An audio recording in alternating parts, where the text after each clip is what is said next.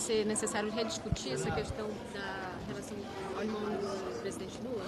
Olha, diante do silêncio que foi colocado hoje sobre a participação do senhor vice-presidente do sindicato em relação às ações do sindicato, pela quantidade de dinheiro que foi sacado na boca do caixa pelos membros do sindicato, pelo esquema que foi montado por conta do desvio do dinheiro que foi descontado indevidamente dos aposentados, eu entendo que é urgente que nós coloquemos em votação a convocação do chamado Frei Chico, irmão do presidente Lula, para que ele possa, inclusive, esclarecer os pontos que foram colocados ali e qual a participação, especialmente nas decisões que foram tomadas. A Dataprev, ela recusou o cadastramento, mas pouco depois, poucos dias, os descontos voltaram a acontecer de uma forma milionária. Nós precisamos entender qual foi a influência política, quem deu essa ordem e, da agora para frente, nós precisamos chamar autoridades aqui novamente, inclusive, se precisar, até novamente o Controlador-Geral da União, que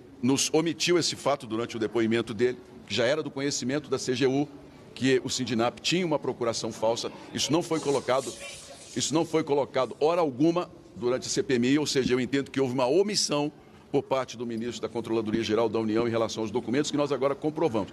Essa teia política precisa ser esclarecida. Então, pretendo, na próxima quinta-feira, que é o dia de deliberação, colocar aqui a convocação a todos os parlamentares do irmão do presidente Lula e o Frei Chico.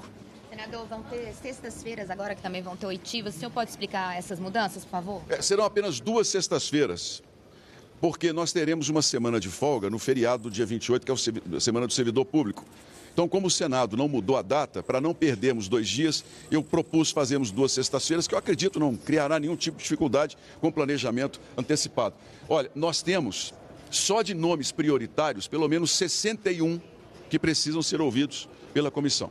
Nosso tempo é muito curto. E fora as ações que vão surgindo, como hoje surgiu, por exemplo, de informações novas que a CPMI precisa esclarecer junto às autoridades que estão convocadas ou que já estiveram aqui. E nós também, quero deixar claro, a satisfação de podermos dizer que a investigação tem provocado novas ações da Polícia Federal. Ou seja, nós precisamos continuar com esse ritmo. A Polícia Federal está nas ruas hoje, em vários estados, por conta de boa parte, inclusive, do que nós temos chamado a atenção do perigo de fuga, das pessoas que têm patrimônio ainda a serem bloqueados. Ontem, na conversa com o ministro André Mendonça, reforcei com ele o pedido de prisão do advogado Nelson Williams, sobre a possibilidade dele fugir do patrimônio que já está bloqueado, mas que ele permaneça, ou que, no mínimo, o ministro André Mendonça determine a apreensão do passaporte do senhor Nelson Williams e a proibição de contato com todos os envolvidos até que as investigações apontem com clareza a participação de cada um deles. Portanto, nós não podemos perder esse ritmo. Eu entendo que 2 sextas-feiras vão nos dar o prazo, as informações que nós precisamos para seguir em frente. Muito obrigado, gente. A apuração da Polícia Federal hoje, o depoente foi à casa dele, Polícia Federal hoje. O senhor vai solicitar essas informações da Polícia Federal de hoje ao ministro e o ministro respondeu o que sobre esse pedido de prisão ou apreensão do passaporte? Olha, a operação da Polícia Federal hoje, vou ser muito claro aos senhores, é apenas uma confirmação de todo o material que nós já temos em quebra de sigilo. Quando a Polícia Federal vai a determinado local, eles já têm as informações preliminares e querem apenas a confirmação por meio de instrumentos, telefones celulares, computadores. Portanto, para nós, da CPMI, eu, por responsabilidade como presidente, debaixo do sigilo que sou obrigado a manter, nessa relação que tenho com o Supremo Tribunal Federal, hoje eu sei que não há surpresa nenhuma para nós. A Polícia Federal hoje está simplesmente confirmando tudo aquilo que nós já temos apurado com as quebras de sigilo. E não vai adiantar habeas corpus. Vocês observaram bem que um habeas corpus hoje, dando silêncio completo, não vai adiantar.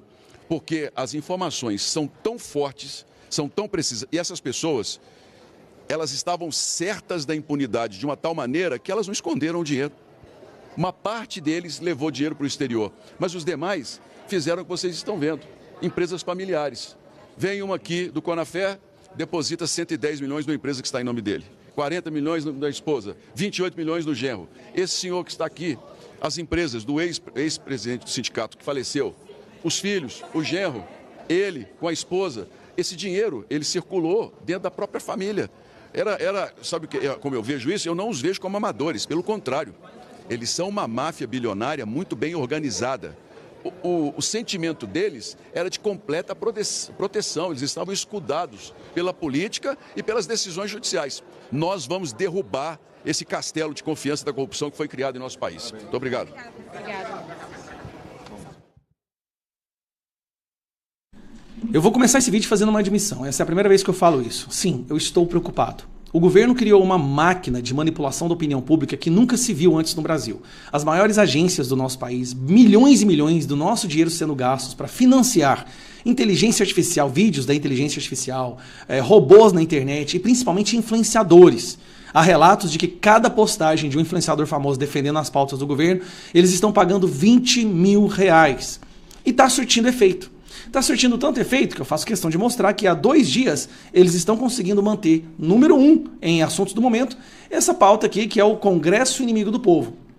E, pior que isso, estão conseguindo convencer a população de que o imposto que a gente derrubou ontem era imposto para os ricos, mas na verdade era imposto para todo mundo.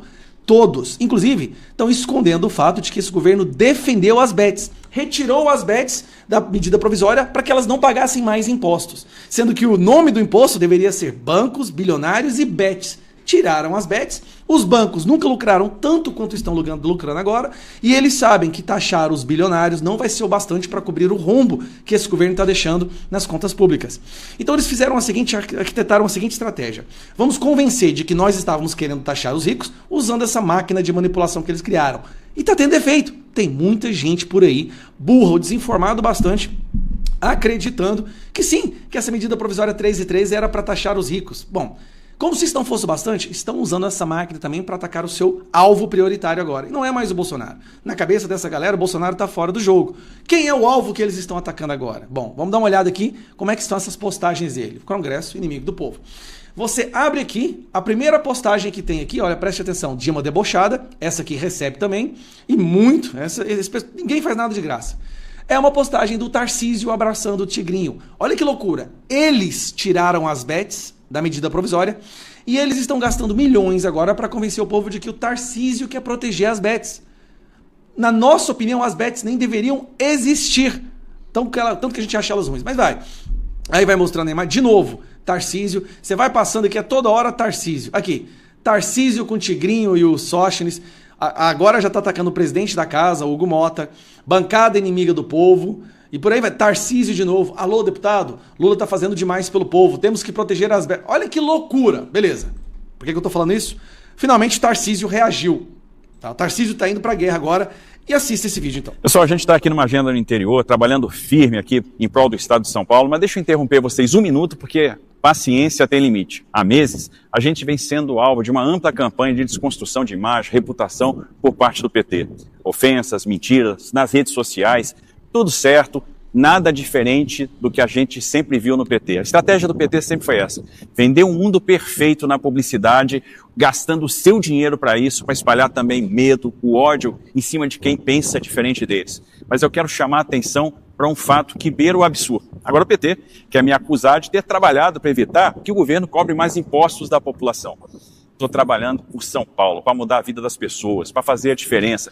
É isso que a gente está fazendo, por exemplo, com a tabela SUS paulista, que está revolucionando a saúde do Estado. É isso que a gente está fazendo, trazendo tecnologia para combater cada vez mais o crime organizado, gestão séria, entregando obras que estavam paradas, enfrentando problemas de décadas, como a questão do Rodoanel, o metrô da linha 17, aquele metrô da Copa, a Cracolândia. Agora, ficar jogando uns contra os outros de forma absurda e querer que a população apoie aumento de impostos, e eram 10 impostos que iam ser aumentados ontem, ninguém, nem eu, nem o país vai apoiar. Já chega. Vamos parar de inventar culpado.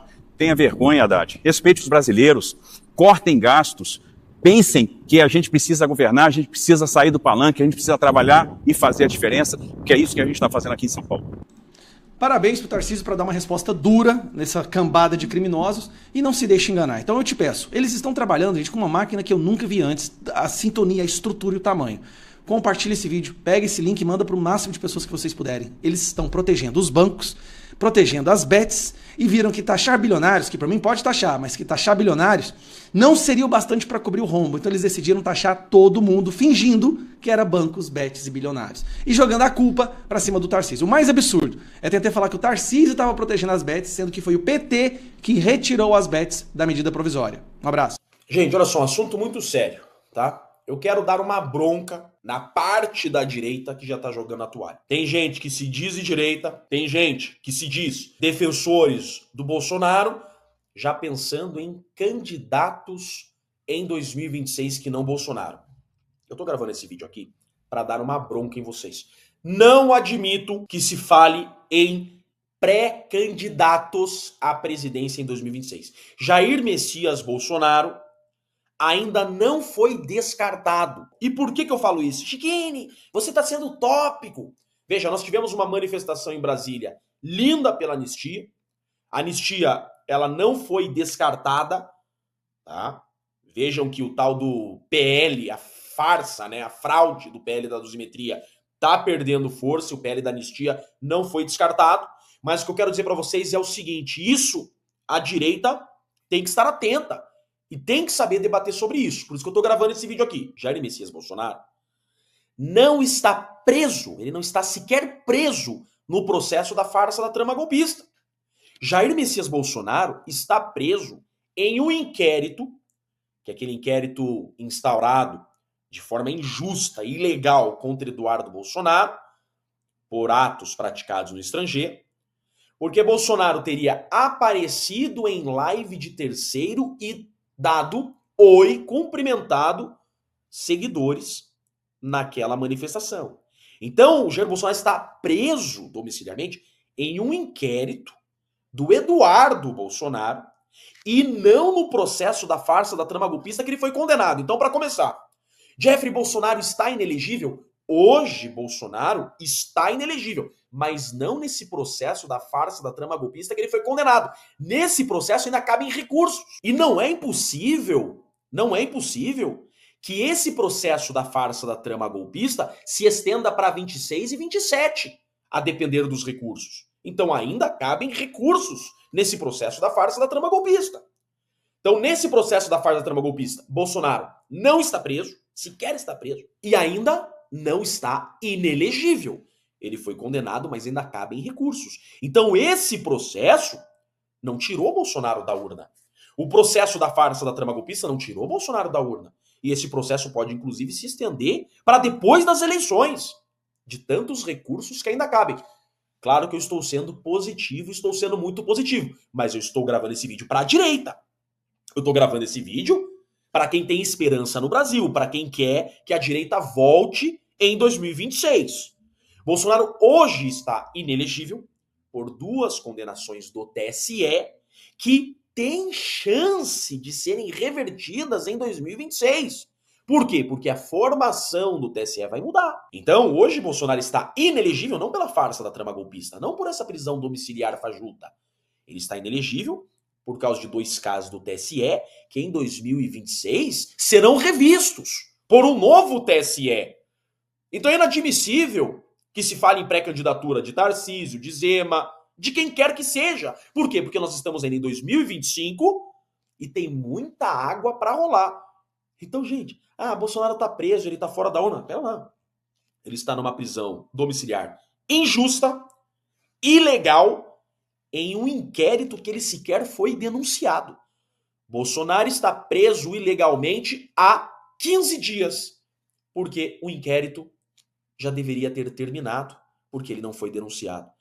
Bolsonaro não foi denunciado, o inquérito não foi arquivado, ele está preso por quê? Eu já gravei vídeos explicando que essa prisão domiciliar do Bolsonaro, ela é ilegal, porque já deveria ter sido colocado em liberdade, porque ele não foi denunciado naquele inquérito. Se ele não foi denunciado, os motivos que ensejaram a decretação de sua prisão desapareceram. Então vejam como tem parte da direita que está jogando a toalha indevidamente, porque Bolsonaro ainda não foi descartado. Bolsonaro ainda não foi descartado. Tudo que o impede de estar na urna são aqueles 2 casos do TSE que poderão ser revistos em 2026 com um novo TSE. Porque esse caso da farsa da trama golpista ainda não terminou. Ainda cabem recursos. E a anistia ainda não foi descartada. A anistia não foi descartada. Então tem muita água para rolar. Eu gravo esse vídeo, tá, para dar uma bronca em quem quer que seja que já está pensando, quem será o candidato da direita? Calma! Tem muita água para rolar. O dia que eu, advogado criminalista, Sou um advogado criminalista, atuo como advogado há 14 anos. O dia que eu vir que não há mais saída, eu venho e conto para vocês. Ó, de fato, não há mais saída. Tem que pensar num segundo plano, né? E provavelmente, temos que olhar para o candidato que o Jair indicar. Mas enquanto isso não acontecer, eu não admito que joguem a toalha. Jair Messias Bolsonaro não está descartado. É prematuro ficarmos todos os dias debatendo, perdendo tempo em criar um candidato para 2026. Não, que nós temos que usar nossas forças diárias, nós temos que usar nossas forças pela anistia. Toda essa energia que nós estamos gastando para debater quem será o candidato em 26, toda essa energia para montar chapa, toda essa energia para discutir 2026, tem que ser pela anistia. Tá bom, gente? Leve esse recado, compartilhe esse vídeo, propague essa informação, não deixem que fiquem tratando o Bolsonaro como carta fora do baralho, tá bom? Eu sou Jeffrey Chiquini, eu sou advogado e deixo aqui um grande e forte abraço a todos.